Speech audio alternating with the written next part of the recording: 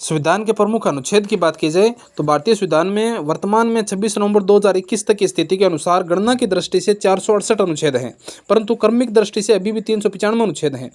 क्रमांकों की दृष्टि से सभी आंतरिक अनुच्छेदों को मूल अनुच्छेदों के साथ क ख ग आदि लगाकर जोड़ा गया है।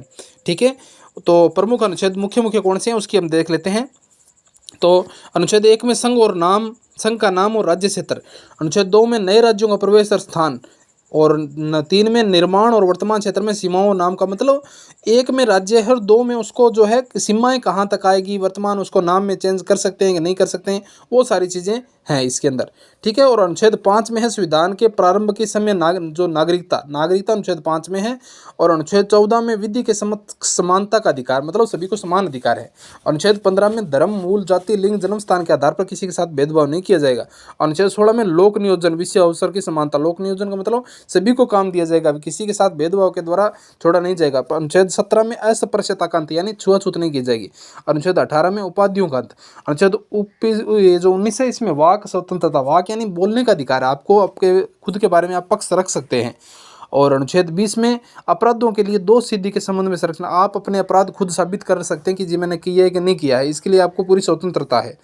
अनुच्छेद 21 में प्राणिक दैहिक स्वतंत्रता का अधिकार है। और अनुच्छेद 21 क में 6 से 14 वर्ष आयु के बच्चों को निःशुल्क अनिवार्य शिक्षा मिलनी चाहिए, ये उनका अधिकार है। अनुच्छेद 22 में कुछ दिशाओं में गिरफ्तारी और संरक्षण अधिनियम है। अनुच्छेद 23 में मानव दुर्व्यवहार पर बाल श्रम का प्रतिरोध है। अनुच्छेद 24 में कारखानवादी में बालकों को नहीं लगाया जाएगा। अनुच्छेद 25 में धर्म की स्वतंत्रता है, आप किसी भी धर्म को अपना सकते हैं भारत में रहते हुए। अनुच्छेद 26 में धार्मिक कार्य के प्रबंध की स्वतंत्रता। अनुच्छेद 29 में अल्पसंख्यक वर्गों के हितों का संरक्षण। अनुच्छेद 32 में संवैधानिक उपचारों का अधिकार। अनुच्छेद 39 में राज्य द्वारा अनुसरणीय कुछ नीति निर्देशक तत्व हैं। अनुच्छेद 39 क में समान न्याय और निःशुल्क वित्तीय सहायता। अनुच्छेद 40 में ग्राम पंचायतों की जो स्थापना का प्रावधान है। अनुच्छेद 41 में कुछ दशाओं में काम, शिक्षा, लोक सहायता पाने का अधिकार है। अनुच्छेद 43 क जो ख है उसमें सहकारी समिति का संवर्धन है। अनुच्छेद 44 में नागरिकता के लिए समान सिविल संहिता का प्रावधान किया गया है। ठीक है, यूनिफॉर्म सिविल कोड। उसके बाद में अनुच्छेद अगला कौन सा है 45, इसमें 6 से 14 वर्ष से कम आयु के बच्चों को जो बाल्यावस्था की देखभाल और शिक्षा के लिए प्रावधान है वो सरकार करेगी। अनुच्छेद 48 क में पर्यावरण का संरक्षण और संवर्धन व वन तथा वन्य जीवों की रक्षा का दिया गया है। अनुच्छेद 50 में कार्यपालिका और न्यायपालिका अलग अलग रखी जाएगी। अनुच्छेद 51 में अंतर्राष्ट्रीय शांति सुरक्षा की अभिवृद्धि है। अनुच्छेद 51 के में मूल कर्तव्य है, भारत का एक राष्ट्रपति होगा। अनुच्छेद 52 में है। और राष्ट्रपति का चुनाव कैसे होगा, यह अनुच्छेद 55 में है। अनुच्छेद जो 57 है उसमें जो भारत का राष्ट्रपति है वो कितनी बार राष्ट्रपति बन सकता है उसके बारे में बताया गया है। अनुच्छेद 58 में राष्ट्रपति के जो पद की योग्यता क्या रहेगी वो है। और अनुच्छेद 59 में राष्ट्रपति का शपथ है कौन दिलाएगा, कैसे दिलाएगा, वो चीज़ें। अनुच्छेद 61 में राष्ट्रपति द्वारा चलाई जाने वाली महाभियोग की प्रक्रिया, यानी राष्ट्रपति को कैसे कैसे हटाया जा सकता है, जिसमें महाभियोग भी एक है, उसके बारे में बताया गया है। अनुच्छेद 66 में भारत का एक उपराष्ट्रपति होगा और उनका निर्वाचन कैसे होगा। अनुच्छेद 70 में अन्य आकस्मिक में राष्ट्रपति के कृत्यों का निर्वहन। अनुच्छेद 72 में क्षमा आदि की और कुछ मामलों में दंडाशेष के निलंबन, परिहार व लघुकरण राष्ट्रपति की शक्ति, यानी भारत का राष्ट्रपति जो है वो फांसी की सजा को भी माफ कर सकता है, लेकिन कुछ नियमों के तहत। अनुच्छेद 73 में संघ की कार्यपालिका शक्ति का विस्तार। अनुच्छेद 74 में राष्ट्रपति को सहायता और सलाह देने के लिए मंत्रिपरिषद। अनुच्छेद 75(1) में प्रधानमंत्री की नियुक्ति राष्ट्रपति करेगा और अन्य मंत्रियों की नियुक्ति राष्ट्रपति प्रधानमंत्री की सलाह पर ही करेगा। अनुच्छेद 76 में भारत का महान्यायवादी। अनुच्छेद 79 में भारत के गठन का जो संसद के गठन का प्रावधान। 80 में राज्यसभा और 81 में लोकसभा। अनुच्छेद 83 में राज्यसभा का स्थायी सदन जो है उसको घोषित किया गया है 83(1) में। अनुच्छेद 84 में संसद की सदस्यता के लिए अर्हता। अनुच्छेद 85 में संसद के सत्र स्त्रावन जो है सत्र कब लगेगा, कब स्त्रावन होगा और कब विघटन होगा, ये चीज़ें। अनुच्छेद 58 में संसद का सचिवालय। अनुच्छेद 100 के क में लोक सभा अध्यक्ष द्वारा अपने निर्णय मत का प्रयोग, पक्ष विपक्ष के मत बराबर, ये जो है वो उस पर डिपेंड करता है। अनुच्छेद 108 में कुछ दशाओं में दोनों सदनों की संयुक्त बैठक होगी।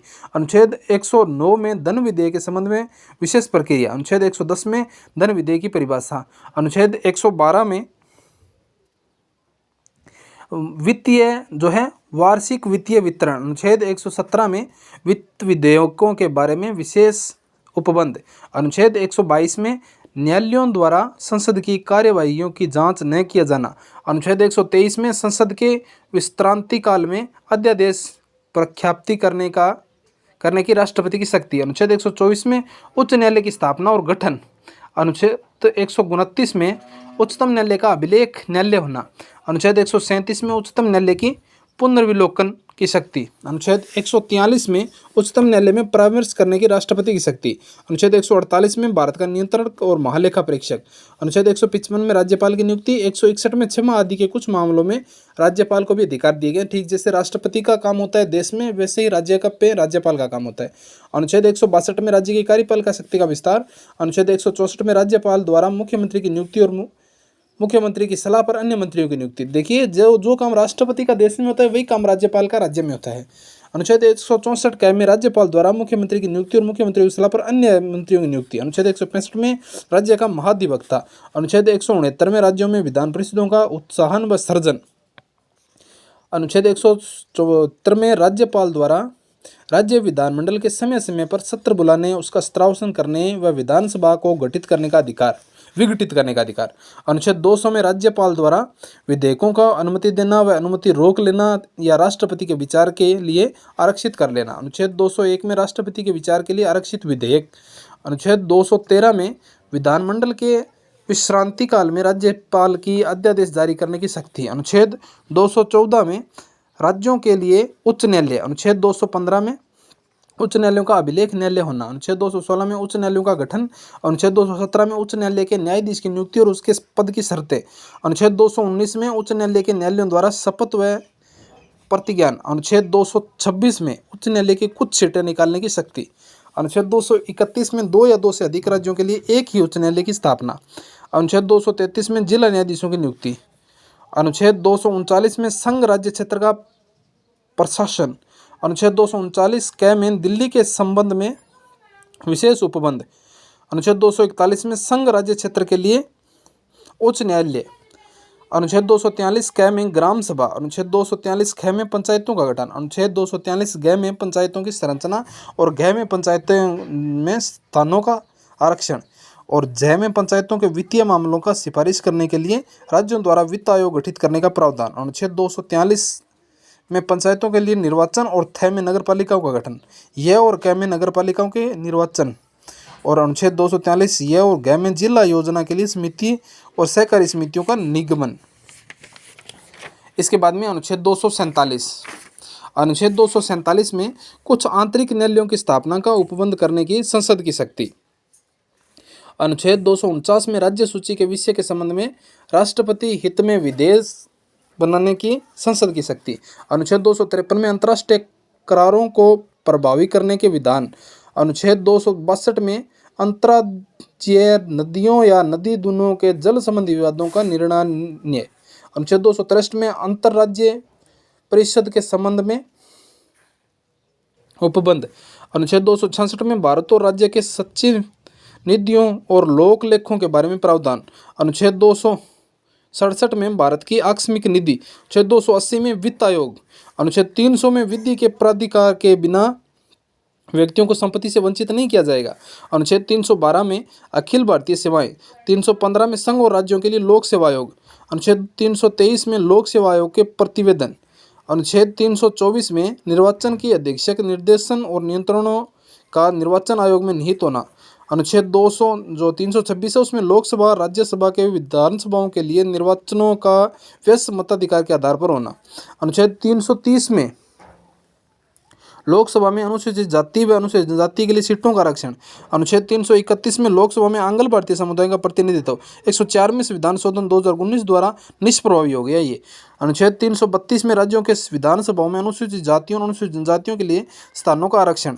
अनुच्छेद 333 में राज्यों की विधानसभाओं में आंग्ल भारतीय समुदाय का प्रतिनिधित्व, ये भी निष्प्रभावी हो गया 2019 में। अनुच्छेद 338 में राष्ट्रीय अनुसूचित जाति आयोग और 338 क में राष्ट्रीय अनुसूचित जनजाति आयोग और 338 ख में पिछड़े वर्गों का आयोग और 40 में पिछड़े वर्गों की दशाओं के अन्वेषण के लिए आयोग की नियुक्ति। अनुच्छेद 343 में संघ की राज्य भाषा हिंदी और देवनागरी घोषित और अनुच्छेद 344 में राजभाषा आयोग, अनुच्छेद 350 में प्राथमिक स्तर पर मातृभाषा में शिक्षा की सुविधाएं, अनुच्छेद 350 ख में भाषाई अल्पसंख्यक वर्गों के लिए विशेष प्राधिकार, राष्ट्रीय आपात की घोषणा, युद्ध व पराक्रमण या शस्त्र विद्रोह की स्थिति में आपातकाल जो है वो अनुच्छेद 352 में, अनुच्छेद 356 में राज्य में संवैधानिक तंत्र में विफल होने की दशा में उपबंध, 360 में वित्तीय आपातकाल घोषणा करने का प्रावधान, 368 में संसद के संविधान का संशोधन करने की शक्ति और प्रक्रिया। ये आपको जल्दी से जल्दी इसलिए किया गया क्योंकि थोड़ा सा हार्ड टॉपिक है, इसलिए आपको सारे एक बार में 10 मिनट में बताने की कोशिश की गई। इसे आप 3-4 बार सुनेंगे तो ये आपको याद हो जाएंगे।